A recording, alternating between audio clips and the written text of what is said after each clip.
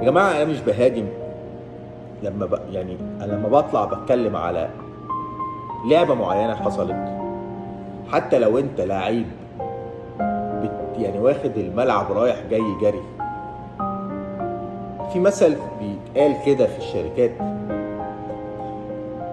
دايما المدير بيقولها للي تحت منه: انا مش عايز اشوفك طول الدوام بدون نتيجه، ممكن ما اشوفكش بس في الاخر تحقق لي التارجت.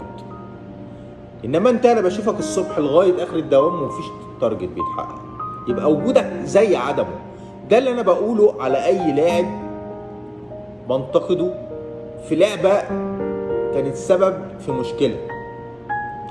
ومحمد هاني عنده الحته دي بالكتير بقى، بيفقد الكرة بسرعه، بيحلق وما بيلعبش على الكوره، بيضحك عليه وبيترقص في اماكن غلط، بطء غير طبيعي، مش مركز في مهامه الاساسيه. عشان كده انا بتكلم وبنقد. نيجي لكوكا، كل الالعاب بتتعمل من ورا كوكا، ونبيل كوكا عنده حته ان انا مش هطلع الكوره كورنر،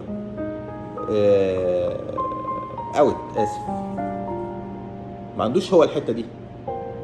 لا انا هطفشها يا حبيبي، ما بتتاخد منك، ما انت ما بتيجي تطفشها يا ريتك بتطفشها صح، انت بتطفشها بتديها للخصم،